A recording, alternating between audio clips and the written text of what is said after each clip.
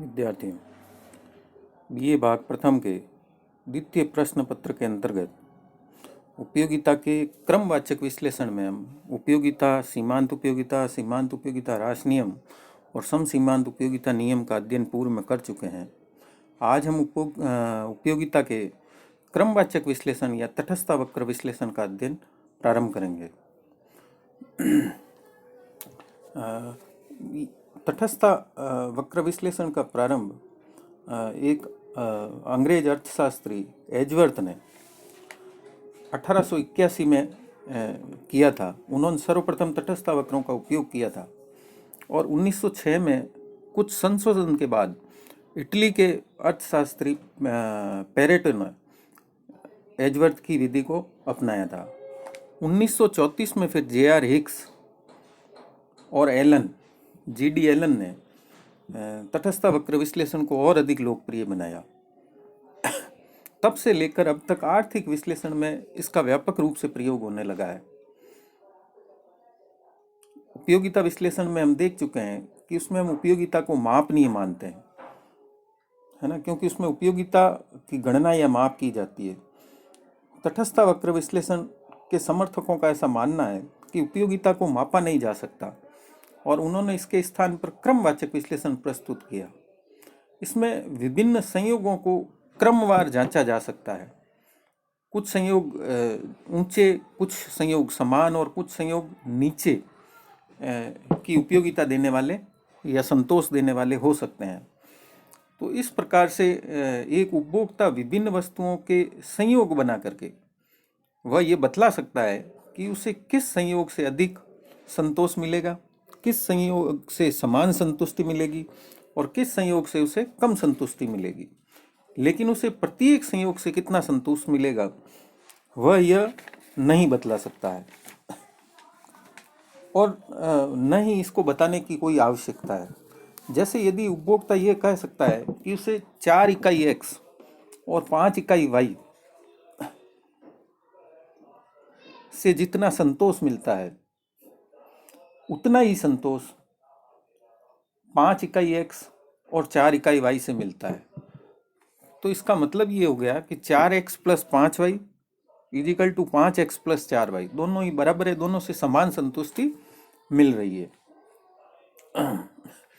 तो तटस्थ वक्र किसको कहेंगे हम, है ना। तो उपभोक्ता के जो विभिन्न वस्तुओं के संयोग है उनसे प्राप्त जो संतोष है उसको कम या ज़्यादा के रूप में व्यक्त किया जा सकता है, लेकिन इकाइयों में व्यक्त नहीं किया जा सकता।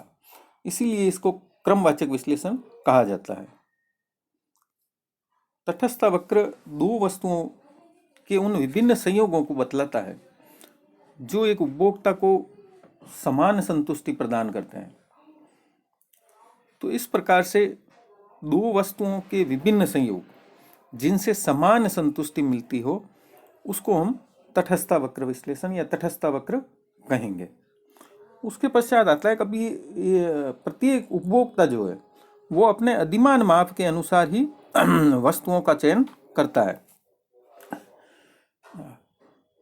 क्योंकि प्रत्येक उपभोक्ता का अपना अधिमान माप और पसंदगी का माप होता है जिसमें वह वस्तुओं व सेवाओं को उसके महत्व के क्रम में जचाता है। इस पर उसकी रुचि व वस्तु का ही प्रभाव पड़ता है। इसका वस्तुओं की कीमतों से कोई लेना देना नहीं होता है। तो उपभोक्ता का अधिमान माप उसकी पसंदगी का सूचक है। सरल शब्दों में हम कह सकते हैं कि उपभोक्ता का अधिमान माप हमें ये बतलाता है कि वह दो वस्तुओं की कितनी कितनी मात्राएं लेना पसंद करेगा। विभिन्न उपभोक्ताओं के अधिमान माप अलग अलग होते हैं क्योंकि उनकी रुचि और पसंद भी अलग अलग हुआ करते हैं। तो अब हम एक काल्पनिक सारणी के माध्यम से इसको समझ सकते हैं। इसमें संयोग लिए गए हैं A B C D E F, दो वस्तुएं ली गई है x और y।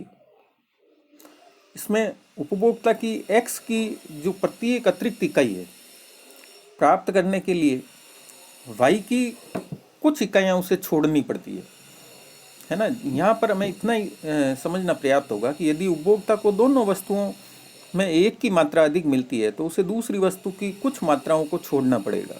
तभी उसका जो कुल संतुष्टि का स्तर है वो समान बना रह सकता है। अगर इसी को ही, जैसे अगर उपभोक्ता वस्तु x, यानी इसका मतलब ये है सारणी का कि x वस्तु की 1 इकाई और y वस्तु की 60 इकाई से जितनी संतुष्टि उसे मिलती है उतनी ही संतुष्टि उसे 6 इकाई x और 40 इकाई y से प्राप्त होती है। अगर इसी को मैं एक रेखा चित्र पर बनाऊं तो ये इस प्रकार से बनेगा डायग्राम, जिसमें नीचे ओ एक्स अक्ष पर x वस्तु ली गई है और ओ वाई वस्तु पर, ओ वाई अक्ष पर y वस्तु ली गई है। इसमें वही जो संयोग टेबल में दिखाए गए थे A B C D E F वो दिखाए गए हैं। A संयोग 60 इकाई y और 1 इकाई x को दिखाता है, तो F संयोग 40 इकाई y और 6 इकाई x को दर्शाता है। अब चूंकि एक उपभोक्ता के लिए एक तटस्थता वक्र नहीं होकर के अनेक तटस्थता वक्र दिए हुए हो सकते हैं,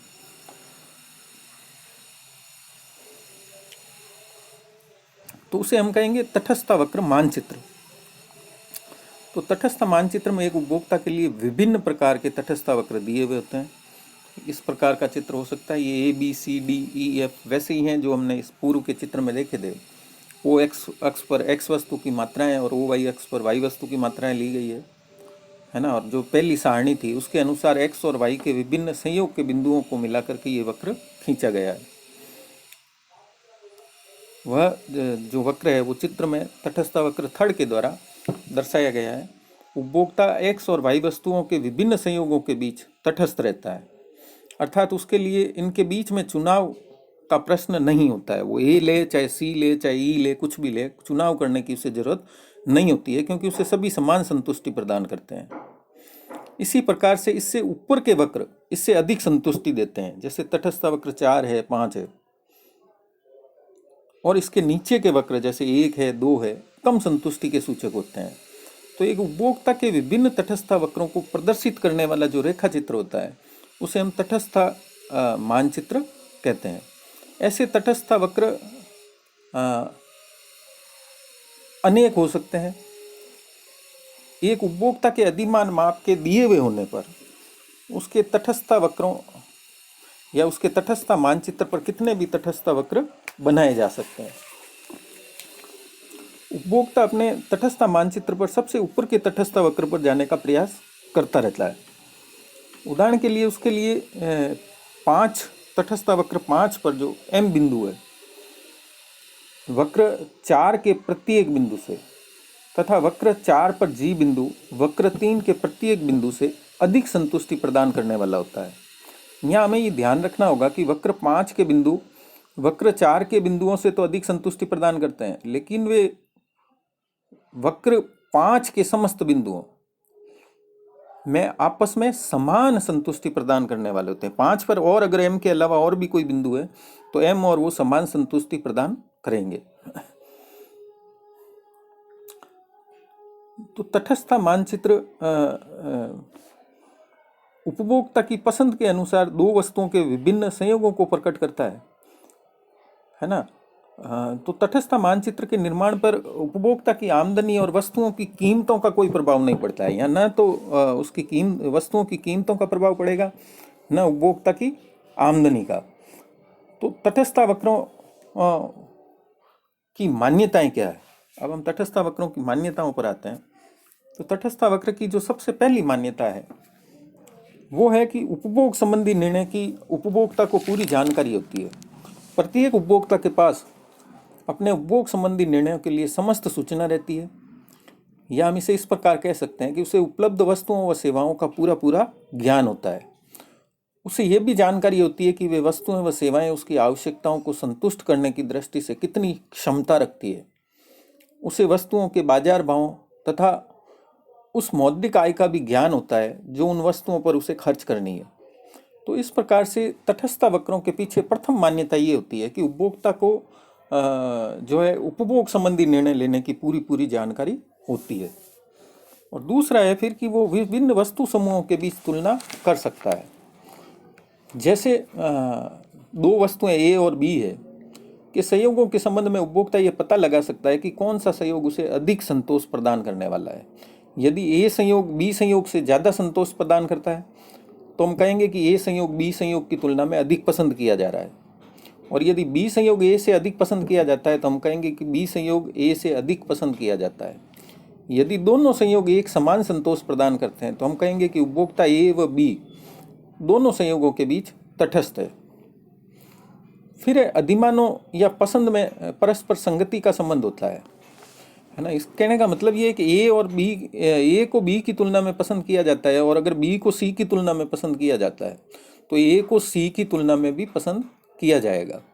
इसी प्रकार से यदि उपभोक्ता ए और बी के बीच तटस्थ है और बी और सी के बीच तटस्थ है तो ऐसी स्थिति में वह ए और सी के बीच में भी तटस्थ रहेगा। फिर है कि ए वस्तु समूह अगर बी वस्तु समूह से वास्तव में बड़ा है तो ए को बी से अधिक पसंद किया जाएगा।